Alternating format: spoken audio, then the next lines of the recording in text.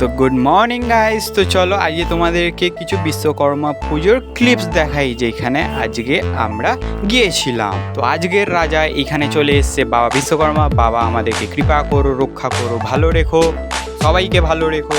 তো যখন আমরা গেছিলাম তো দেখলাম ঠাকুরমশাই পুজো করে চলে গেছে। তো অনেক ভালো ঠাকুর করেছিল। তারপরে দেখলাম এখানে বাইরে ভালো মতন মেঘ করেছে। তো আমরা ভাবছিলাম যে ঘুড়ি ওড়াবো, তারপর দেখলাম এখন মেঘ করেছে, কি করা যাবে। তারপর দেখলাম আস্তে আস্তে না মেঘটা কেটে গেল। এইখানে দেখছি আমি কিছু ভিডিও তুলে নিচ্ছিলাম যে একটু আকাশে। আর আমাদের এখানে এটা একটা ব্রিজ তৈরি হচ্ছে, তোমরা যদি জানো এটা কি ব্রিজ তো আমাকে নিশ্চয়ই কমেন্টে জানিও। তো আমরা ব্রিজটি দেখার পরে হাওয়া টাওয়া খাওয়ার পরে খেতে বসে পড়লাম। এখানে হয়েছিল ভাত ডাল অনেক রকমই কিছু করেছিল মা। তো এইখানে আমাকে ভাগনা মহারাজ বলেছিল যে কয়টা ঘুড়ি নিয়ে আসতে। তো আমি এইখানেই বসে তো ঘুড়িটাকে এখানে মাঞ্জাগুলো বাঁধছিলাম। তো এখানে দেখছো আমাকে বাঁধতেই হচ্ছে।